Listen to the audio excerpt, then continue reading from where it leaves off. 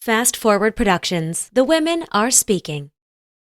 We like to think about it as kind of a bathtub overflowing with water. The tap is running and we're trying to kind of take the water out with a spoon. It's never going to work. What we have to do is turn the tap off.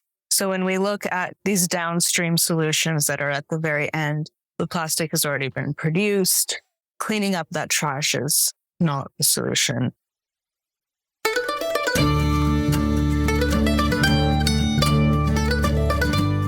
You're listening to the Good Dirt Podcast.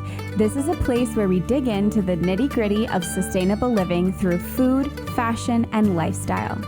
And we're your hosts, Mary and Emma Kingsley, the mother and daughter founder team of Lady Farmer.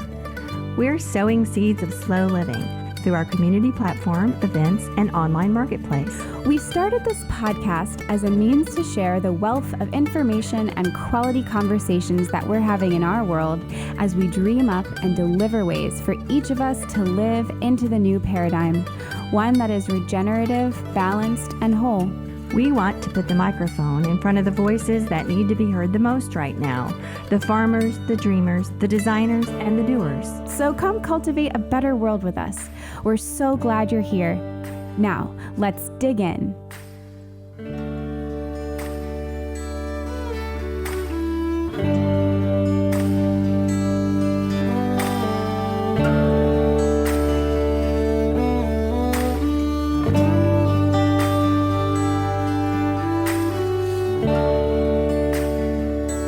Greetings from the farm. It's so fun to record in person whenever we get a chance. Mom, I love this little attic office space you've created. It's so fun to record here in person. There's these great windows looking into the backyard, and it's sunny summer day. I think it's just a really great day to talk about stuff. Yeah, I had actually had an experience today about stuff that's really related to today's episode. So I had an errand to run today at the DMV. I went there. And that's in a part of town that's, of course, surrounded by all the things, all the shopping and the strip malls and so forth. And I don't get out very much. And so when I finished my little errand there, which didn't take very long, thankfully, I felt like I had some extra time. And the DMV is really close to three places that might typically really pull me in. And one of them being Costco, the other one being Home Depot, and the other one being Home Goods. Oh, yeah. Yeah. So I left there thinking, I have some time. And I'm out. And what do I need? What can I run and do? Yeah, while I'm out and save myself time later. So I'm driving along and sort of, relishing the idea of going into Costco and getting some fun stuff, or maybe go through Home Goods and see what they have new. And then I caught myself. I thought, wait a minute. What have I been trying to do at home for the last several days? Get rid of stuff. Is get rid of stuff. And everywhere I look, there are things that need to be put away or sorted or put into the garage sale box. And I literally caught myself thinking, am I actually going to go in somewhere and purchase some things and bring bags of things into my house so that later down the road in a few weeks or months or so, I'm going to be looking at it and saying, what do I do with this? And so I felt very empowered by not going anywhere else and just driving home. And all the way home, I was thinking about ballsy. All the way home, I was thinking about the funny little dialogue I had with myself about this was an opportunity for me to go buy something. And I literally couldn't think of anything I needed or wanted. It was just going to be something to go do while I was out. The me of 5 years ago, possibly 10, I don't know, a me from the past would have been all over that. I know, because I guess I actually catch myself more often than I actually do this now. I'm proud to say.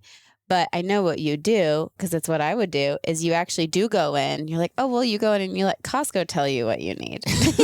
Just like really dangerous. Cam and I do that a lot too. And actually, Cam's really good at catching it. We'll be near somewhere inconvenient, or I'll have to run to one store and it's right next to Ace Hardware or something. And it's like, okay, what do we need? And then and he's like, if we have to sit here thinking of it, we probably don't need it that bad. It's always a good reminder. Yeah, absolutely. That's a great story of stuff.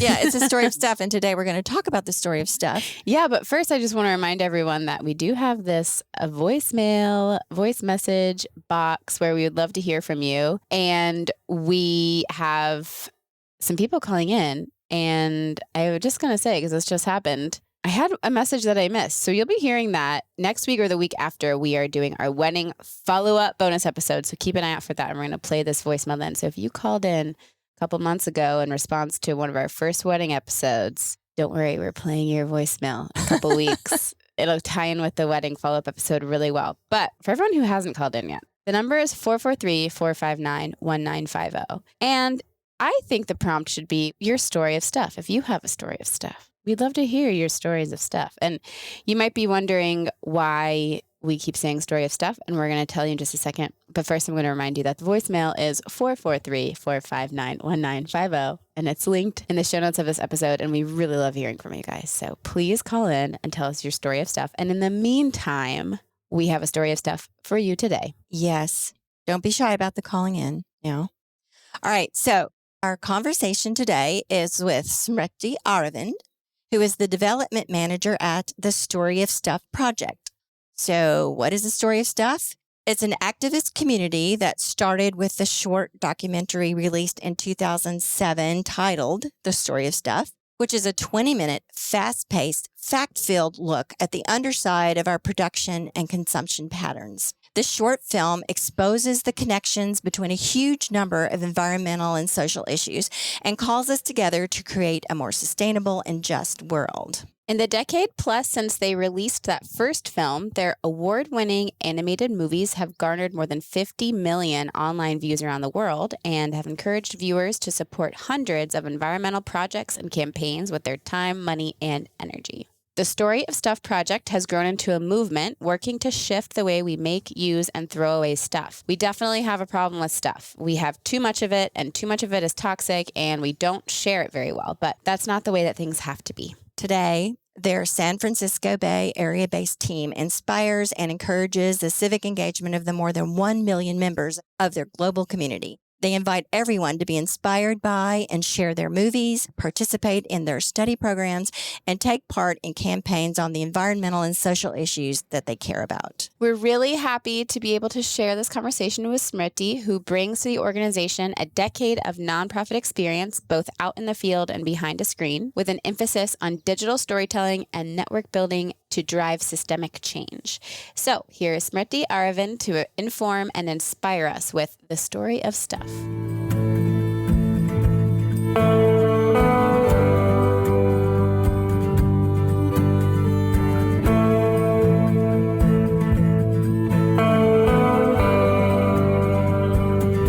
So my name is Smruti.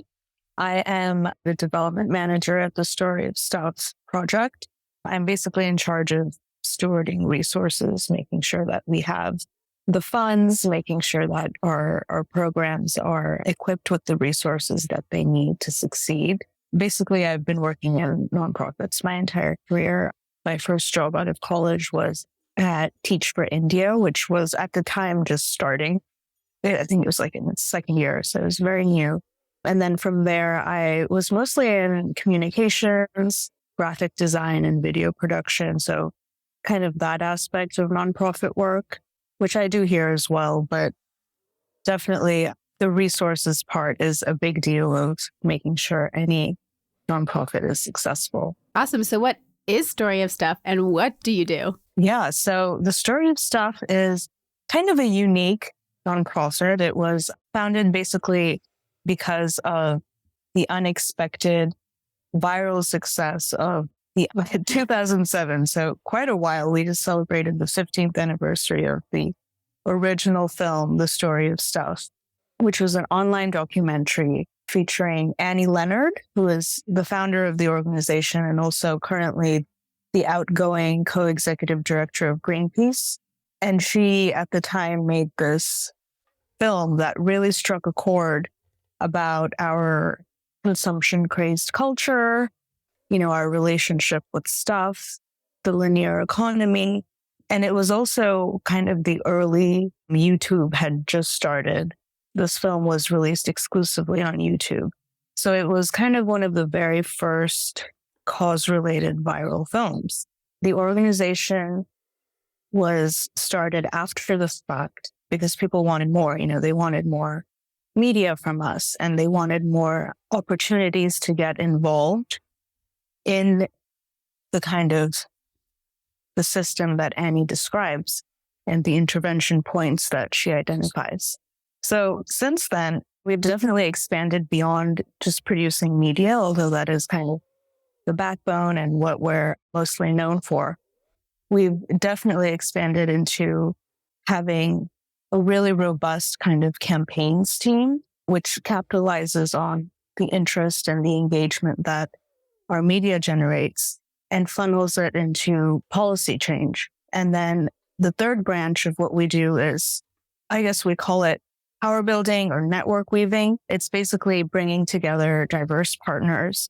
Right now, for the past couple of years, that work is anchored by our grassroots grants program, which is a small grants program where we identify and award small grants to frontline environmental groups across America, working mostly at the intersection of plastics. But I mean, there's, plastics touch on like a wide range of kind of interconnected issues as well, including farming and growing food locally as well. Thank you so much for that overview. So in sort of to sum that up, is it correct in saying that The Story of Stuff is a media platform that is also fundraises and highlights issues and funnels, as you said, funnels resources into various efforts and just sort of raises awareness and then also powers real resources behind the issues? Is that kind of what it is? Yeah, I think you could say that. We're a bit of an odd duck. We don't kind of like fit neatly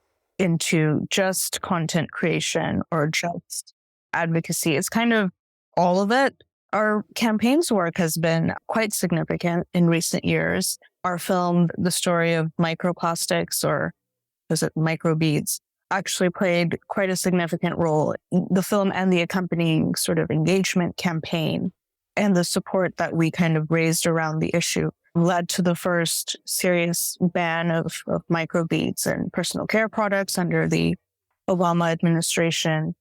I mean, I don't doubt it. I imagine many people listening to this podcast have seen it, if not most of them. And if you haven't, we'll link it in our show notes. Yeah, I think most people that I talk to about it have seen that video, which is in this day and age, not something that you run across a lot. Everybody having seen the same YouTube video. Right. Yeah, exactly. That's true. That's true. Yeah. I think that kind of speaks to the fact that we were kind of one of the first on the platform, which was always helpful before it got now it's like, oh my God, what's going on here? Yeah. Was Annie Leonard, when she started, was she a filmmaker or what was her kind of background coming into starting it? Yeah, I think so. She was definitely an activist. She was associated with Greenpeace and Gaia for a long time. She was not a filmmaker. I think making this video was, I don't know, I think it was mostly like her kind of, she was just such a articulate person and able to kind of take all the facets of the linear economy. And if you look at the original film, it covers a lot of things. And Annie kind of takes you through it in a fast-paced but very clear way. So, I don't know what inspired her to first make that film, but yeah, she's definitely, she's a strong force behind it. She's still on our board of directors. We recently spoke to her, and her time at Greenpeace has really been kind of transformational in bringing BIPOC voices and leaders into kind of decision-making roles at the organization. She's done her bit. She seemed kind of happy to be stepping down, but, she's put in her time. She's put in her time at small organizations, and she's put in her time at the very highest level of the biggest kind of green organization out there. So, Well, I'm fascinated by that early film. And what I think is one of the most remarkable things about it is that it's able to present this huge topic in so many aspects of the problem in a way that it's not doom and gloom. It's not like one of those documentaries with the dark music going in the background and showing all these horrible pictures. And it's a cartoon. And those of you out there that haven't seen it, you must just Google the story of stuff and watch the original one. It's from 2006 or 7, did you say? 2007. 2007. It's like a little cartoon with stick figures, and it just explains everything. So, as you say, articulately. And I imagine, I don't know if she did the screenplay, or was that her concept in the beginning, that the sort of cartoon, or do you know? I mean, you know how that came about? We work with an animation studio, Free Range Studios, and they're behind a lot of the story of films. They also animated our feature-length documentary, The Story of Plastic, which also won an Emmy last year. Or I think it was 2021. I'm sorry that it won an Emmy. I know all the 20s are running together at this point. I know. They're running together. That's true. They've been longtime collaborators, but it was a studio. Well, that sort of became your signature style, sort of the animation and the very factual and articulate and direct, just giving you, this is the way it is. And it's just very impactful, and it synthesizes a whole bunch of information in a way that people can digest, I think, and would seem to me like a big reason why it's been so successful. I think one of our staff members put it this way: it's systems thinking for the general public. Yeah, that's really interesting. Okay, so let's go back to you. So your work in development and nonprofits in this area, what sort of brought you to this field? What's your history with environmentalism and environmental activism? I'm fairly new to, I guess you could say, the plastics movement. I've learned in the past 3 years I've been here, there's definitely a plastics movement. There's a handful of organizations very much involved with pushing this work forward. And for me, I'm coming from, I guess, more of my last job was grassroots organizing at the regional level in Oakland, California, which, I loved doing that. But I think I kind of always felt kind of the pull to join an environmental organization and bring kind of like whatever I could into that space. I don't know if I can really explain it. This is one of those things that are like, yeah, I think for our generation, and especially even the younger generation, Gen Z, it's everywhere. Like it's not a topic. It's like the background to everything. That's such a good way to put it. Yeah. The plastic discussion, you mean? I guess just changing the way that we live. I mean, just environment. It's a huge umbrella term, obviously, but it covers all these things in terms of like, our wasteful culture. And, plastics is a good kind of focal point because of its close relationship to oil and gas. The fact that plastic is a byproduct of oil and gas. It's like the signature element, I would say, of the disposable society. And that just encompasses so much. But that's such an interesting observation that you just described, that you described it as the background to everything. It's just kind of like something we're all just sort of swimming in, this whole discussion and this whole struggle. And we certainly feel that way because we talk about it all the time on here. Do you feel like it's just for your average millennial or Gen Z, do you feel like it's the same, that you are steeped in it in a way, or do you think they have to be tapped in more? And maybe this has evolved over the last 10 years. Certainly, I would think, since Story of Stuff started. So what do you think? Yeah, that's a good question. I think the Story of Stuff, the way that we think about it is that plastic is already established in everyone's mind as an apex environmental problem. And that's, in large part thanks to the work, like you mentioned, the past 10 years that Story of Stuff has done, that our allies have done, that others in the environmental space have done in bringing awareness to the problem. So I think in terms of the way that we approach it, we kind of saw, especially the Story of Plastic, the documentary film, as kind of the final, okay, look, this is the problem, which, laid it out across the world, the kind of urgency and scope of the problem. And for us looking forward, since the release of that film, our work since then and looking ahead is now more about solutions. We do think everyone gets it, that it's a problem. And I think our efforts now are about promoting real solutions versus false solutions and talking about it in a way that is bigger than individual actions and really focusing on systemic change at the state level, the national level, change at the world level. There's, the global plastics treaty being negotiated this year, which we are involved in. The Break Free from Plastic movement sends delegates there. We currently have our video producer is in Vietnam for the first round of negotiations. I mean, it's supposed to be a binding treaty, which, we have hope that binding treaties are actually more effective than non-binding treaties, at least. So yeah, things are making slow but steady progress. I love that you mentioned the shift from individual responsibility to systemic change. I think that's something that even in the past, we've been doing this podcast now for 3 years.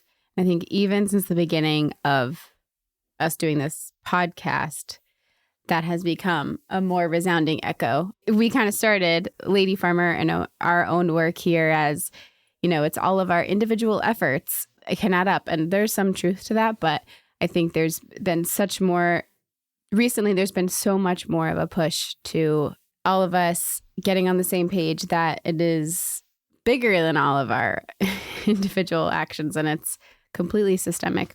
That's interesting that you say that. And also, can you tell us about some of these solutions and some of the real solutions versus false solutions to the plastic problem?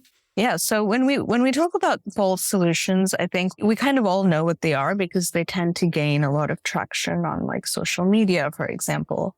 Basically, like I'm talking about like ocean cleanups, right? Like someone who invented a device to clean up the South Pacific garbage patch, for example.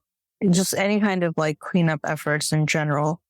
We consider these false solutions mainly because they do nothing to stop the production of plastic. We like to think about it as kind of a bathtub overflowing with water. The tap is running and we're trying to kind of take the water out with a spoon. And, it's never going to work. What we have to do is turn the tap off. So when we look at kind of like these downstream solutions that are at the very end, the plastic has already been produced, it's been used, it's been trashed somewhere. Cleaning up that trash is not the solution. Unfortunately, I think this is kind of, nobody wants to hear this, but most of the plastic in the ocean is going to stay there. Like there's no way we're going to clean up all of that. It's breaking down into microplastics, at this ridiculous rate. Our hope doesn't lie in kind of like collecting all of that and taking it out of the ocean. It lies in stopping production or reducing it significantly. And then some other false solutions, which we're actually focusing a lot on this year, are again kind of geared towards the end of plastic's life cycle. And these are like what we do with incineration, for example, which is often branded as waste to energy. Annie Leonard recently called it a waste of energy, which we all thought was clever because it's basically burning trash, which creates a whole host of other problems.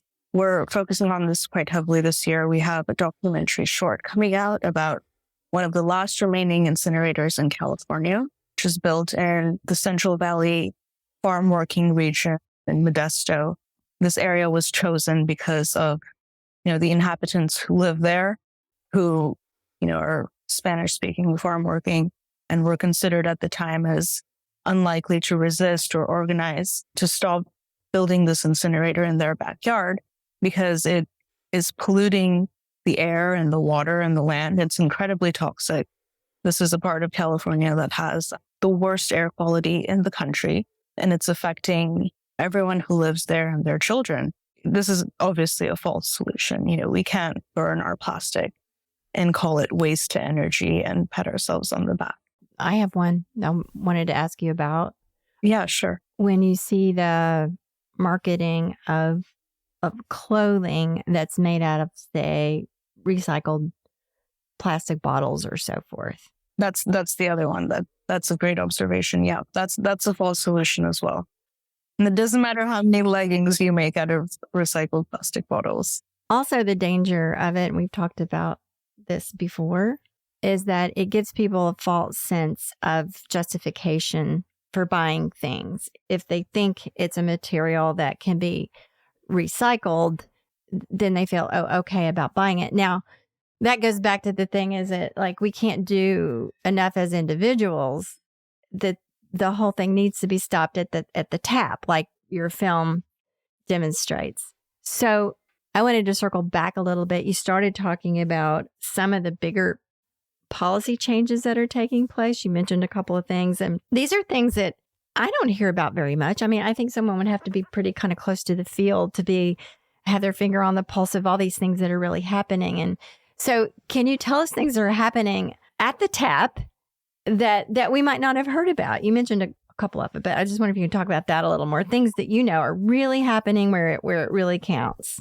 Yeah. So two of the kind of major areas of campaign work that we're focusing on for a couple of years now, because, policy change is like a years long battle. It never ends in 1 year, is deposit return systems, or the bottle bill, which, some states have, some states don't have. So it's basically when you see that there's like a 10-cent or 5-cent deposit return on a beverage container. So you take it to the recycling and you actually get that money back.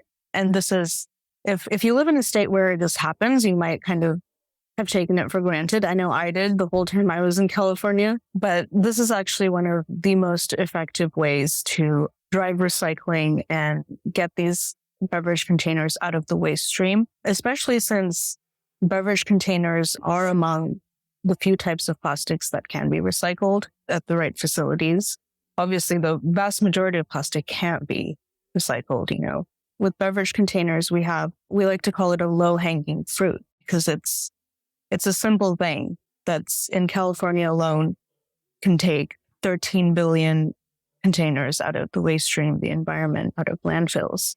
So one of our big efforts last year was to sort of modernize California's system, which was landmark legislation a couple decades ago, but has been lagging every year since. Basically, the big picture was that CalRecycle was sitting on about $500 million in unclaimed deposits. So this is kind of a de facto tax that the consumer is paying, right? Like you buy a bottle of Coke, for example, you pay 10 cents extra, which you're supposed to get back when you return the beverage. But because of a lack of convenient sites to return them, maybe even a lack of awareness, a lack of knowledge, and also the infrastructure, which had been kind of deteriorating, as well as large food deserts in parts of California where people just didn't have, they had to drive a long way to find a recycling center or a drop-off location. Because of all these reasons, the drop-off rate had been declining significantly. $500 million that CalRecycle was sitting on. So we were really able to win, I would call it, some early steps towards reform there, and getting these agencies to put that money towards creating a better infrastructure for citizens who want to take their containers back for recycling and make it easier for them. Oh, that's amazing that there are that many existing containers out there that would bring in that kind of revenue. Is there also a way for incenting producers, manufacturers, beverage manufacturers to use glass instead of plastic?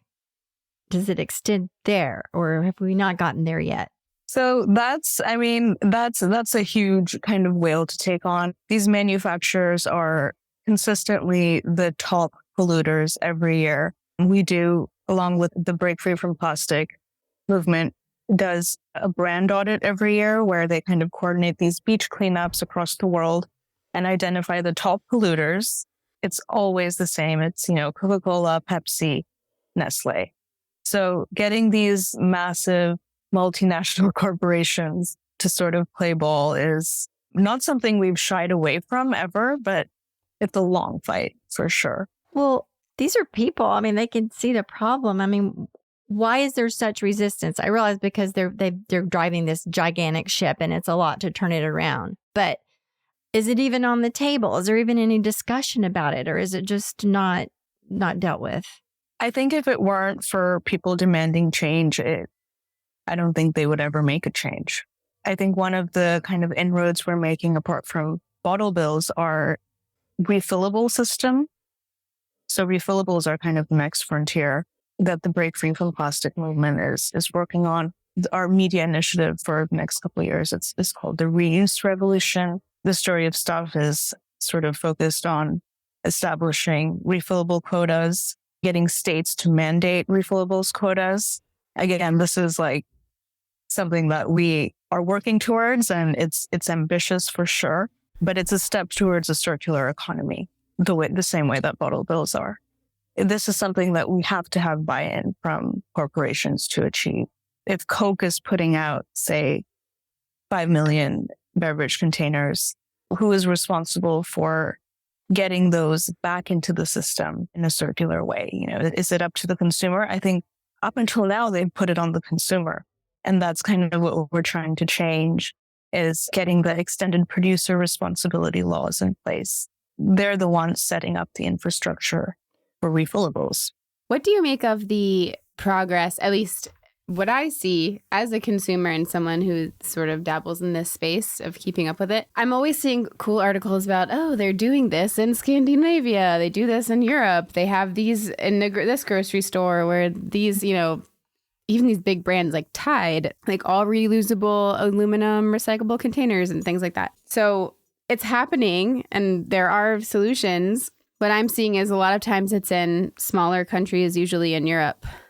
Is that just because those countries are smaller and more progressive? Or what do you think when you see stuff like that? Because I think, oh, it's just like they can do it because they're more nimble or something. But why is that so impossible? If there are literally countries doing this stuff, why can't we do it? So I think we have to kind of look at it, I guess, from a global perspective. I think Europe kind of maintains this good reputation for recycling, while at the same time sending a lot of their waste to developing countries, to Southeast Asia, basically just getting the trash away, you know, to somebody else's neighborhood. That's a false solution, obviously, because it didn't go anywhere. It's just went into somebody else's yard. So there's an element here of making the global South pay for consumption that it didn't create. I guess that's how I would put it. And thereby reducing the burden on kind of a country which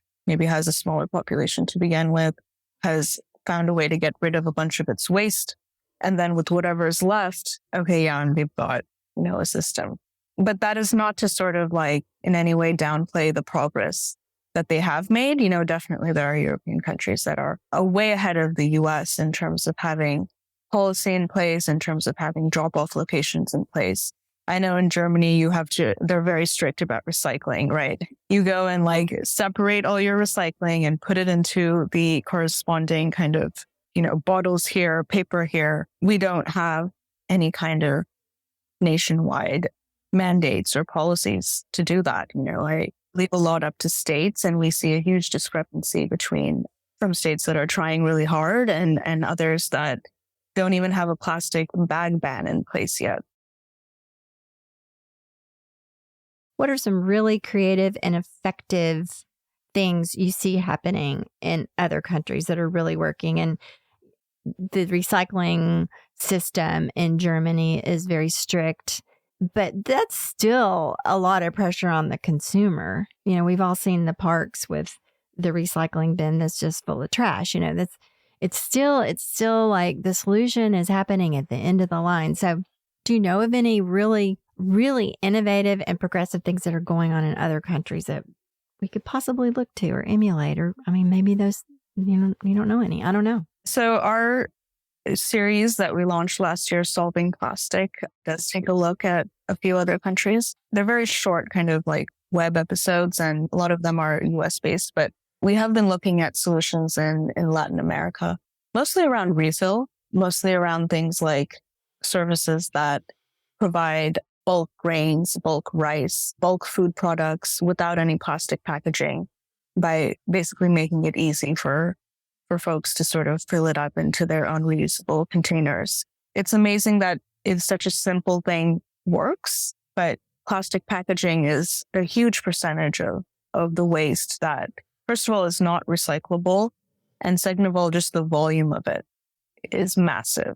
So reducing plastic packaging, especially around kind of food related things, you know, like you go to the grocery store and you see that fruits are wrapped in plastic for no reason, for example. Clamshells. The clamshells. And clamshells are not recyclable. Right.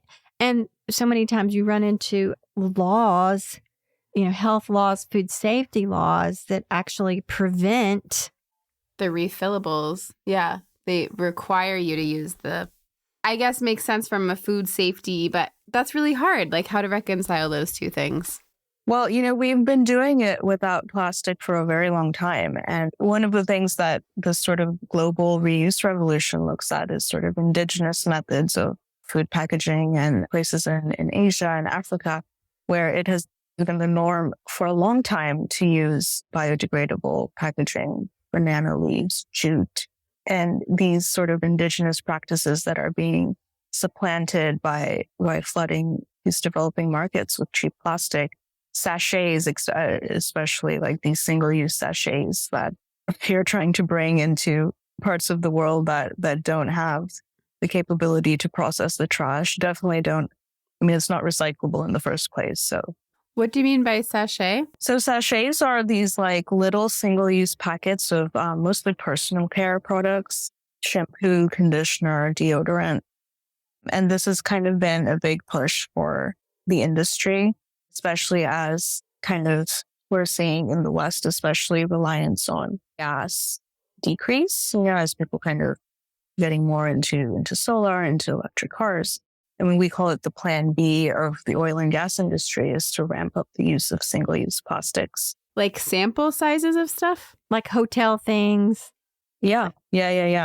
And targeting especially emerging markets as a way to say that, it's more affordable if it's in this tiny, small size, but creating a huge trash burden on these parts of the world. Yeah, I also think there's also this message that it's more sanitary or it's safer if all these things are packaged individually. And, we're so, especially since COVID, so conscious of passing germs and things. And that makes it even harder to impress upon people, the enormity of the problem. Because the whole thing about, sanitation feels much more immediate, I think, than, oh, yeah, there's all this plastic in the Pacific, but we can't worry about that today, that kind of thing. So you use the term global reuse revolution. Where did you get that phrase? Yeah, so that's kind of a storytelling and campaign initiative that we're a part of, and all the sort of partner groups of Break Free from Plastic is a part of. So yeah, that's kind of one of the big things, I guess, that we're working on this year and years to come. Could we Google it, and would it have a website? Is it an organized thing, or is it just a phrase? Is that one of, It's an organized thing, definitely. So the Break Free from Plastic movement is a network of groups around the world. Story of Stuff was a founding member of the movement. It's a pretty organized kind of narrative change media storytelling. It's not an organization since it's a network of all these groups. Yeah, I mean, it's definitely organized. That makes me want to look into these things because, makes me want to know what more is going on, at the higher levels. I think we get caught in the weeds a lot ourselves, which kind of brings me to the next question. We know that these changes have got to take place on a higher level to really have any real impact. So whether or not I use a Ziploc bag every now and then for whatever reason, it's not going to change the world.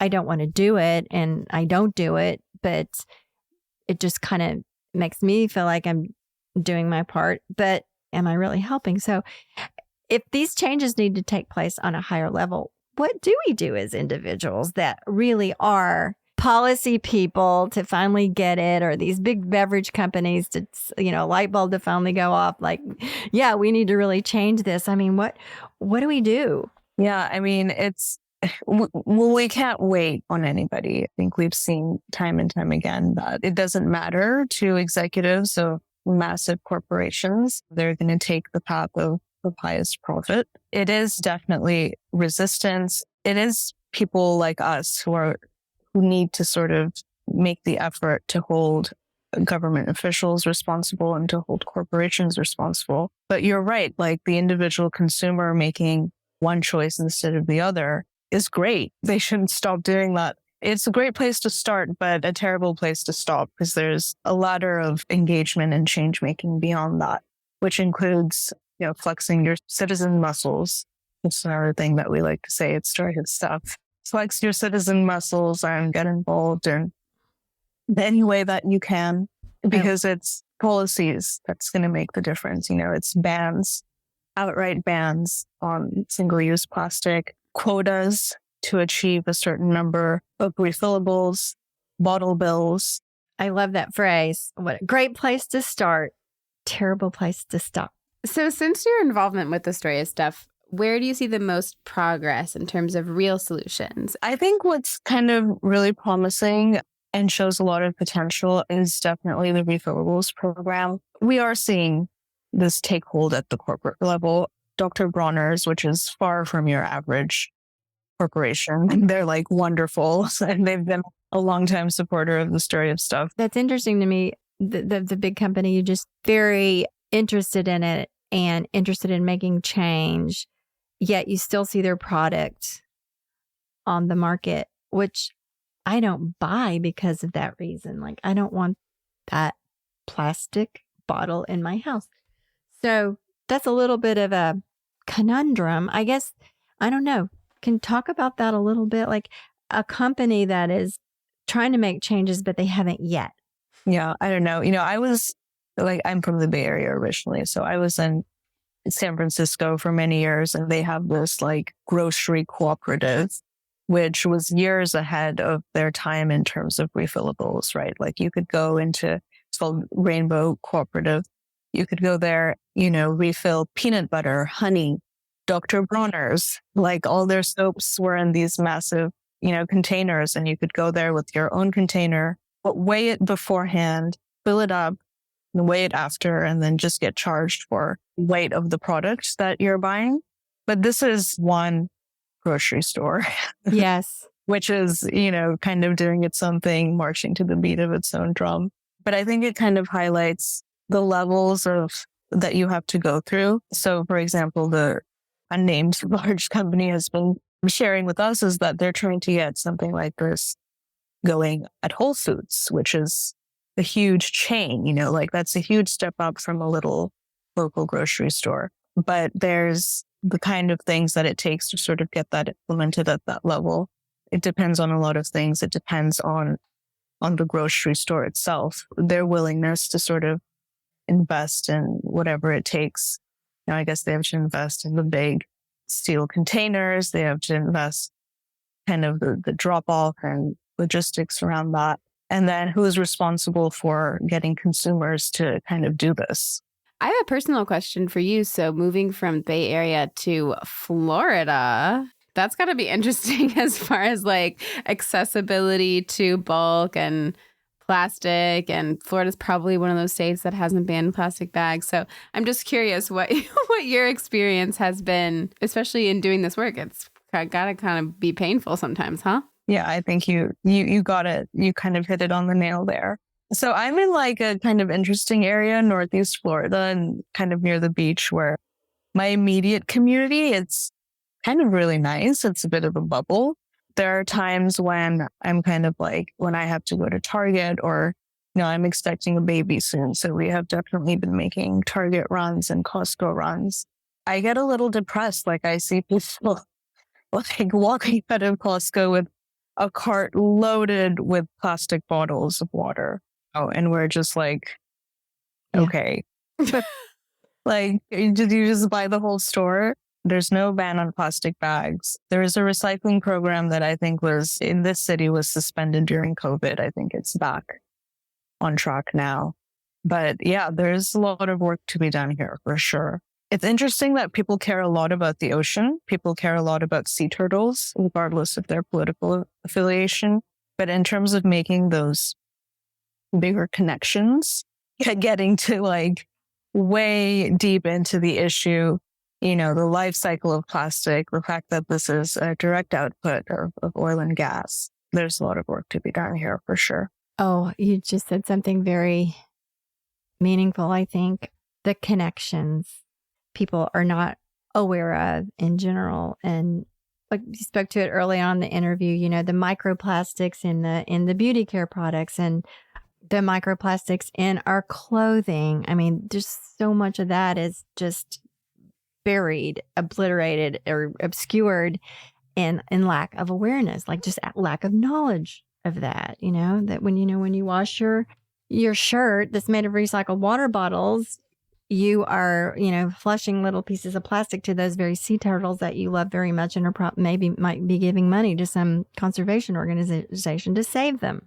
So it gets very complicated, to say the least. That's an understatement. But I wanted to ask you, do you see a healthy, visible growth in the understanding and the awareness and these connections? Probably not walking out of the Costco where you live in Florida, maybe, but in general, on a bigger scale. And also that also speaks to what you said, like, consumer demand, it's what's really going to move the needle on these big companies. When people start saying, I'm not going to buy Gatorade anymore because it comes in plastic. And they go, oh, okay, we'll start putting it in glass, So are we moving in that direction where the consumers are really going to be able to say, no, do it differently? And they go, okay.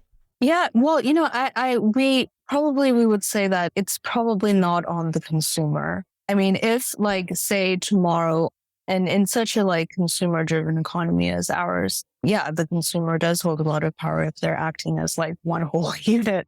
Everyone wakes up tomorrow and decides I'm not buying anything that comes in plastic anymore. Yeah, probably everything would change overnight. It's probably not a realistic scenario because I think the consumer is going to do what's available and what's convenient and what's cheap. So definitely one of the connections that we're trying to make in sort of the push for refillables and push for bottle bills is the economic connection. Bottle bill is a de facto tax the consumer is paying unless you're getting that deposit back. Refillables can be cheaper, and they should be cheaper than single use in order to really be effective. But in terms of we think it's laws that are going to force the change, outright bans, requirements, a federal level bottle bill. I think right now you just have a handful of states with a bottle bill. So if we can pass something at the federal level where every state is required to make this attempt to reclaim their beverage containers, that's a huge step towards a circular economy, at least in this particular area. Yeah, it is. But, as we observed earlier, policy change and changes in the laws are really kind of slow to occur. And it just seems sort of overwhelming. I have a thought about Costco really quickly, which is interesting that you brought it up. And this is not to say that Costco is by any stretch it's not like it's a plastic-free experience. But I will say, if you are a member there and it's helpful for you to get groceries, I have found you can kind of be clever. They don't really have plastic bags, at least at the one near ours. You use their boxes.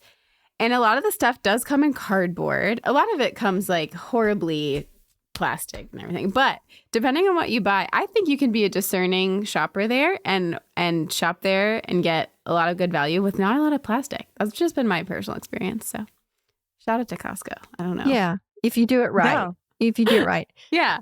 And it's kind of a fun game. So if anyone's listening and I don't know, it can be so depressing. Like you were just saying, we were just in a moment of I think that it's kind of also a fun opportunity to see okay, what can I do? How can I avoid plastic? Oh yeah. And I kind of live that way and drive myself and other people crazy sometimes, but it is sort of fun because what else are you going to do? But I remember what I was going to say about hitting people in the pocketbook, so to speak. It's cheaper for them to get refillables and it's more expensive for them to throw things away rather than return and that kind of thing. But I remember when, I think it was in Washington, D.C., I could be saying this wrong, but somewhere where I lived, they started charging a nickel for a plastic grocery bag. And the outcry was just enormous. you would have thought, you were taking away their voting rights or something. Just people were furious. And Washington, D.C. too, which is like pretty Was that in progressive. Washington? I don't want to say so because I can't remember exactly. But anyway, I have experienced living in a place where they started charging like a nickel for the plastic grocery bag, and people actually got furious about it. They felt like they were being like overcharged. They felt like they were being gouged. Like, this is an unnecessary expense. It's unpatriotic or undemocratic, too capitalistic to charge us for these plastic bags, when really it's the opposite of that. It's the objective is not for the grocery store to make money on a nickel bag. So I guess that's what I'm talking about. When maybe now, if the local grocery store started charging a nickel a bag, and where I live they don't do it, people go, okay, I get it. That's a small price to pay for keeping this out of the turtle's stomach or whatever. So yeah, I mean, in California, I think it's 10 cents if you don't bring your own bag. Oh, wow. Yeah. Which even still is like, people shouldn't think, it's 10 cents. So funny. I don't know. Like, it would be a really interesting kind of like research project or citizen science project, I think, to see if these little fees has changed behavior in any way. And it would be interesting. I'm curious to know, since you work in this stuff and you talk about it every day and it's your job, how does it translate into your personal life? Yeah, like I am thinking about it constantly. We recently, since we moved here, we've become homeowners and we have finally a ton of space. So we've set up like a kitchen garden, which is a lot of work, but we're not giving up on it. It's our second year, and we have like at least things like herbs. I've completely stopped buying like basil, which is so expensive in grocery stores and comes in those clamshells. So I just hate buying herbs in grocery stores and pretty much stopped entirely. I make my own yogurt. So that's like a huge kind of, we eat a lot of yogurt. So it's a bunch of plastic containers that I'm not buying anymore.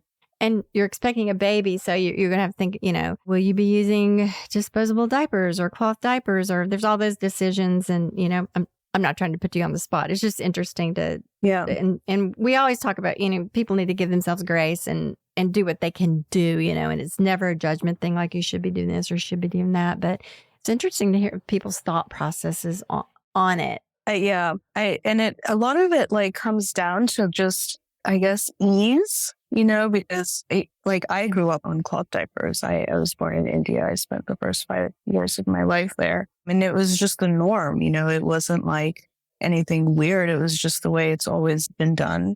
And you can imagine like how many diapers got kept out of the landfill to have all these babies. In India. Wow. Yeah. Yeah. I'm having, normal cloth diapers. But then I think the setup, the way that houses are set up, the way that societies are set up, allow for that to happen. We have an extended family, so you have a lot of help. You have kind of a village around you. It's not that big of a deal. Like, you have kind of a separate bathroom to sort of like deal with a poopy baby, So things are kind of set up in a way that make the things that we kind of rely on just not very sensible. And we don't really have that luxury here, I really definitely admire people who are using cloth diapers, like washing them. And I think we're going to try and do that. We're definitely going to try and potty train as early as possible and all of that.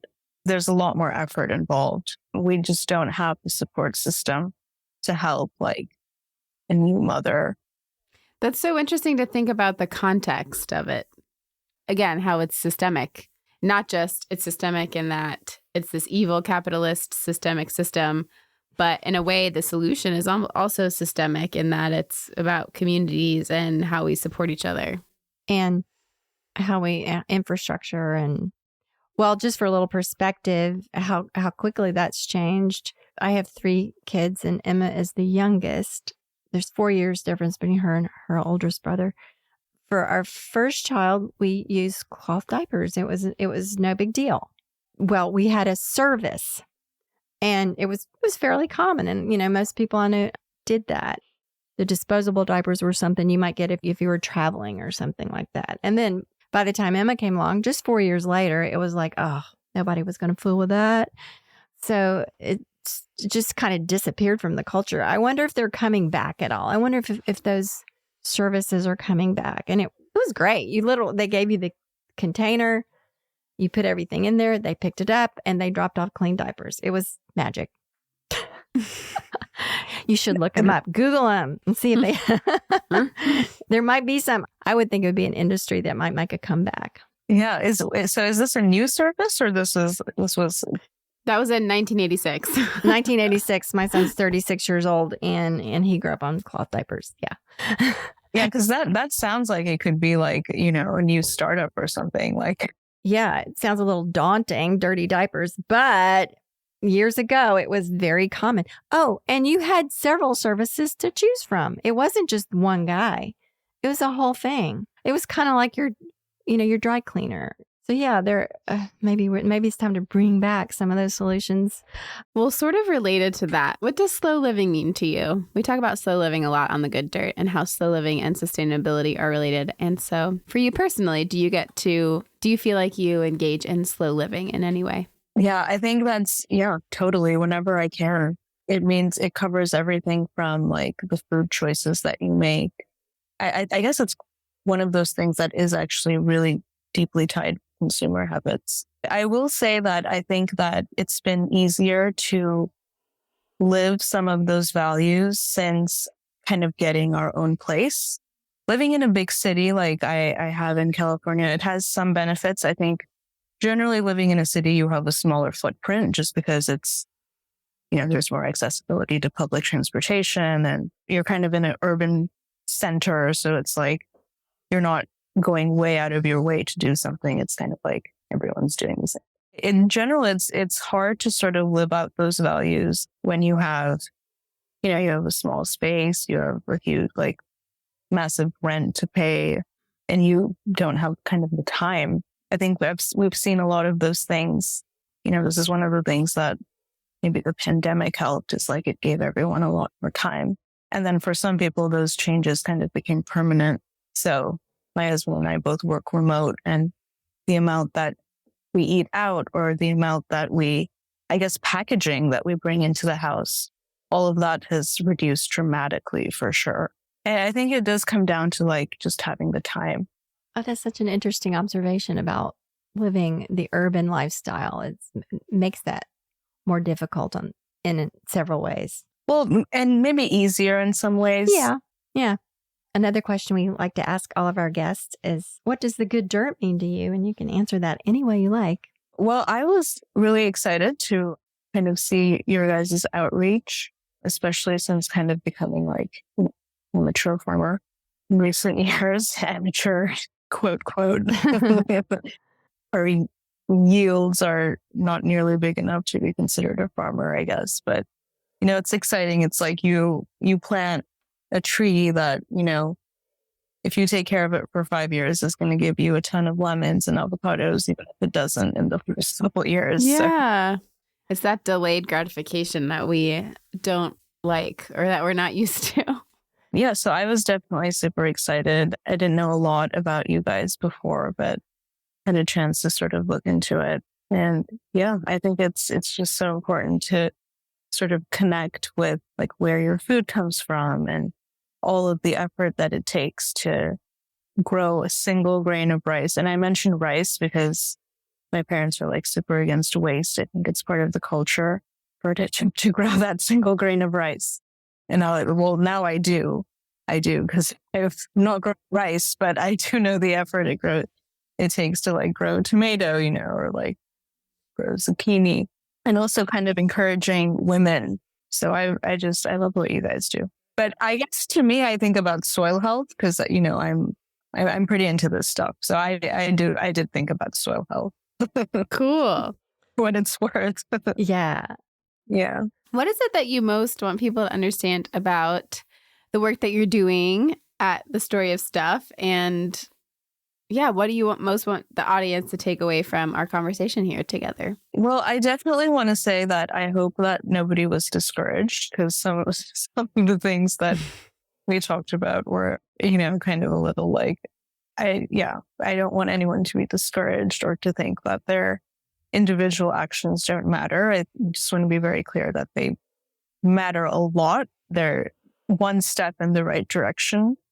Not doing it is a step backwards. So we're not at all saying that individual actions don't matter. I think probably the most important kind of message of Story of Stuff is that we can change our relationship to stuff.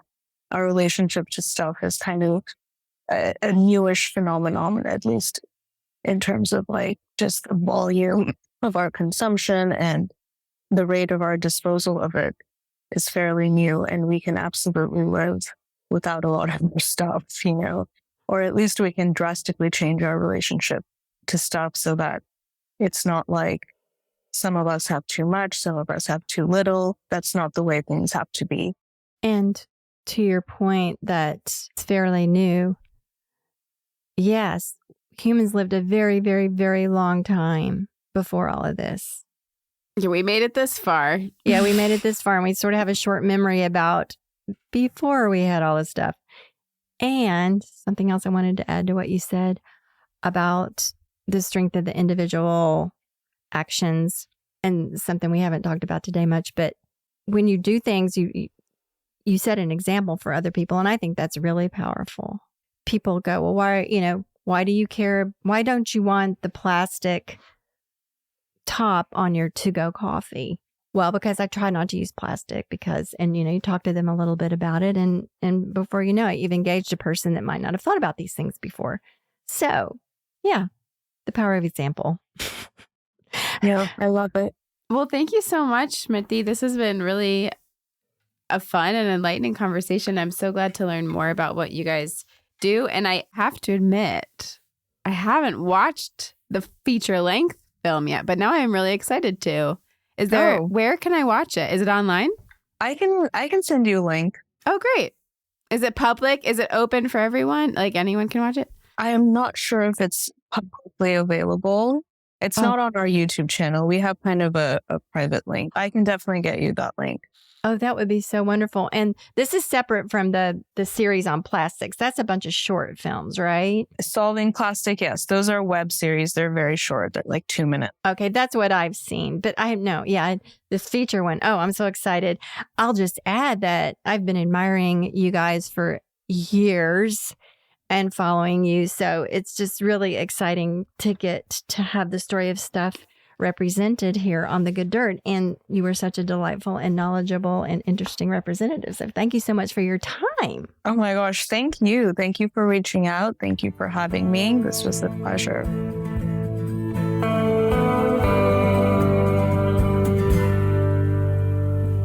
Thank you for tuning in, calling in, and spreading the good dirt. We love hearing from you. You can reach our listener voicemail at 443-459-1950. That's 443-459-1950. You can find this number in our show notes and in our Instagram profile. This show is produced by Lady Farmer, a slow living lifestyle community, and the original music is composed and performed by John Kingsley. For more from Lady Farmer, follow us on Instagram at WeAreLadyFarmer. That's WeAreLadyFarmer. Or join us online at www.ladyfarmer.com. We'll see you next time on The Good Dirt. Goodbye.